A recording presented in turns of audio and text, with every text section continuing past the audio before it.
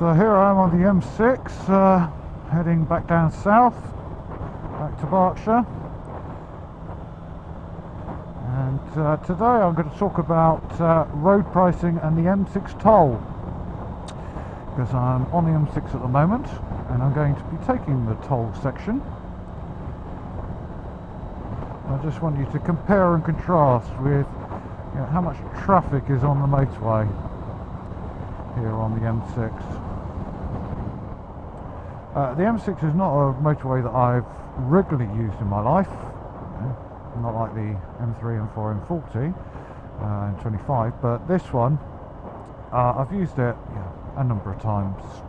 I've been driving over 20 years, and probably once a year average. And no matter what time of the day, and particularly in recent years, the M6 is always really, really busy.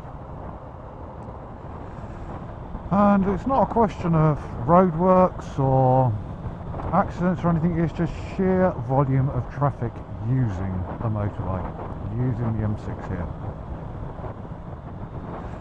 And what doesn't help matters either is the poor driving in bad lane discipline. People sitting in the outside lane or the middle lane, not getting left as far as possible whenever they can. They're just stopped overtaking opportunities, and also people just driving too close to one another. I mean, look at that Hyundai, how close it is to that Volvo. I mean, and you've got the chevrons on the road to say keep your distance. So what happens is someone just gets a bit too close, lightly touches the brakes or whatever, person bangs on, and you get that domino effect, don't you? See, here's an example of poor lane discipline. Why isn't that Alpha across left, and then these could come over a bit more, and there's time for them to get through and then get back out again.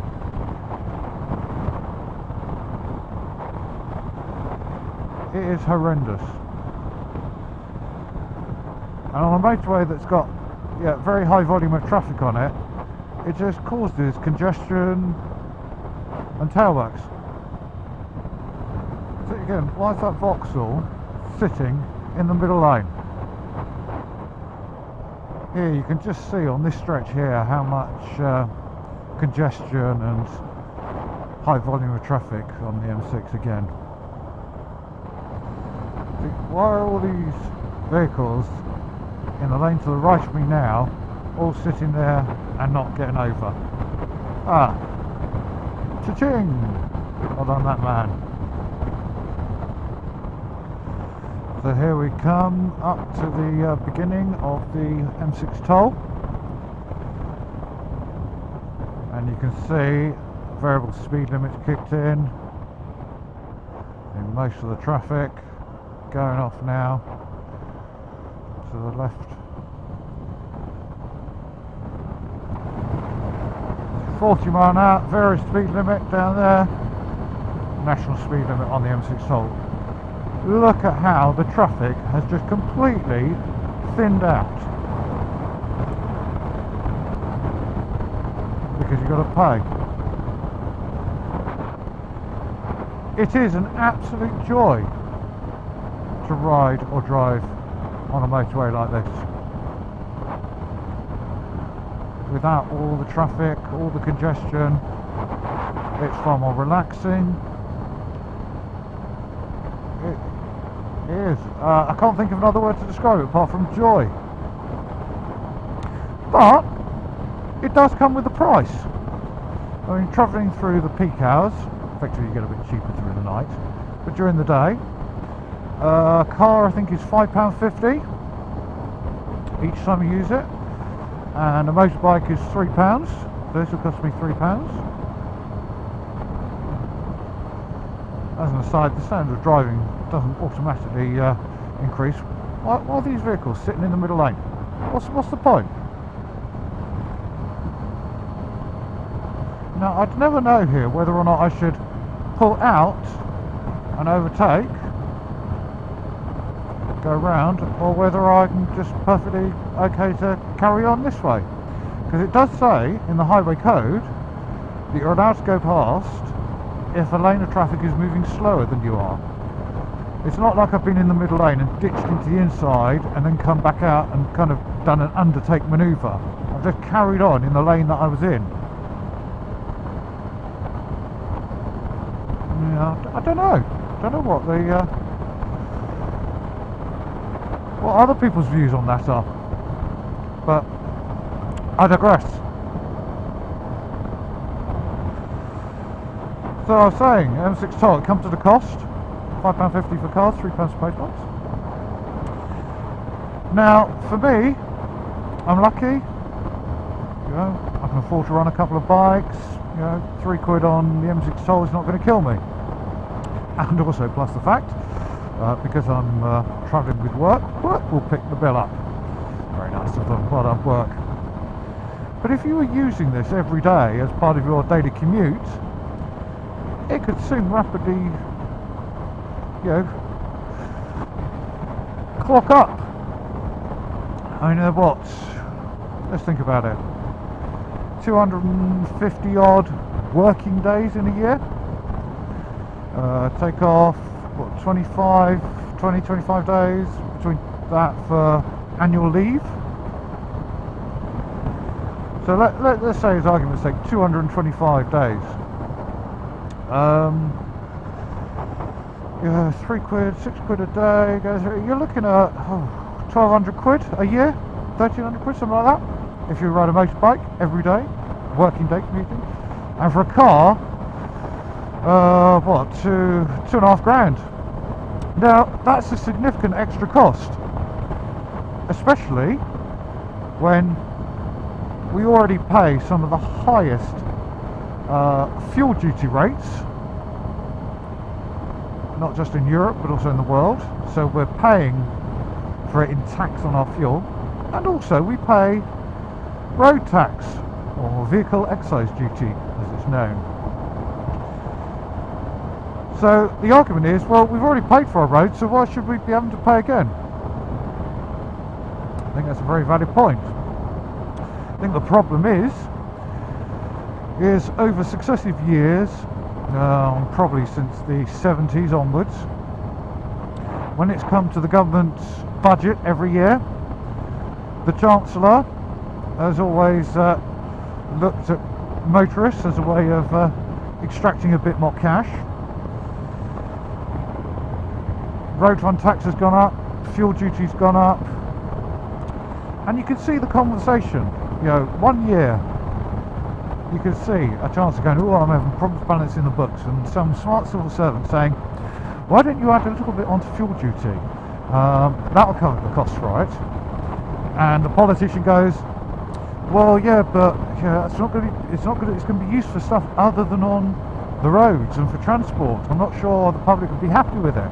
The civil servant goes, no, you're right, but it's just a one-off. It's just for this year because it's a particularly difficult year. And the problem is that then that becomes a more regular occurrence.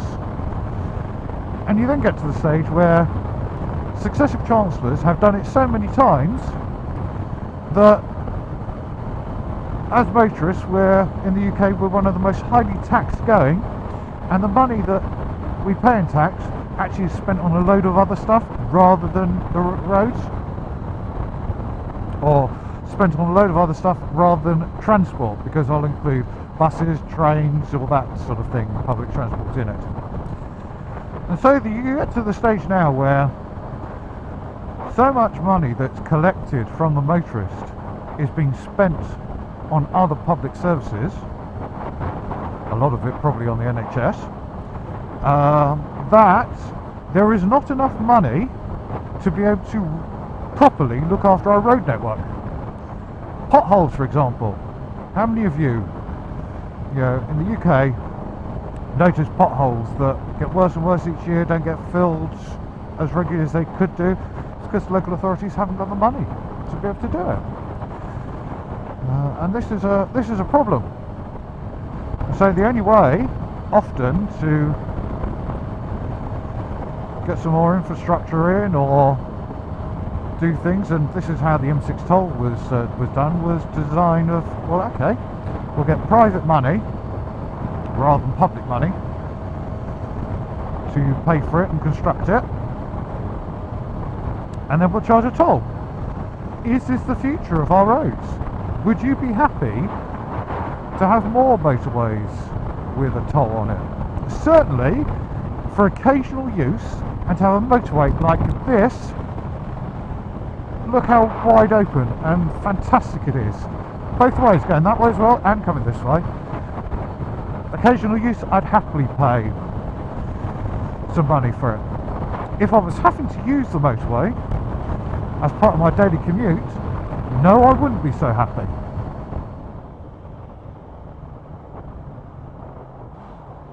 Whoa. He could have come slotted in behind me, couldn't he?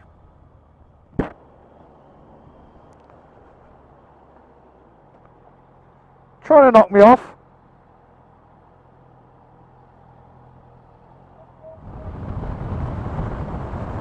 So here we are, coming to the end of the M6 toll, and you can see there's the M6 on the left hand side, how much more traffic is on that bit, and on the opposing carriageway you can see before the M6 toll started the amount of traffic that's then going off onto the M42, various other places. Yeah, the difference in traffic volumes is night and day. So what's my final verdict? Am I in favour of road pricing and that kind of model going ahead in the future? I'm in favour of the model if it's like the M6 toll, as in it's a new motorway that complements the existing motorway network. So you get to the same route, the same place, you've got an alternative. So if you choose to pay, you can pay for the lower volume of traffic, you can pay for less congestion, you can get to your journey a little bit quicker, but you can still get where you want to get to without having to use the M6 toll. You could just use the ordinary M6 and that's fine. So as long as there's always a viable alternative, and I don't mean like some single carriageway road as opposed to a motorway, you know. Anyway, you could always argue, oh, you can get anywhere with it.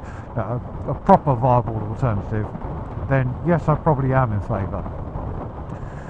Would I be in favour of, for example, changing like the M3 and the M4 and the M25 and those sorts of things, and changing them to not making any more new road space, not creating a new motorway, just effectively tolling them and charging people for the use of them? No, I definitely wouldn't be. That's my views on tolling motorways and the M6 toll. Be interested to know what you think. Do you agree with me? Do you disagree? I hope to speak to you soon. Cheers.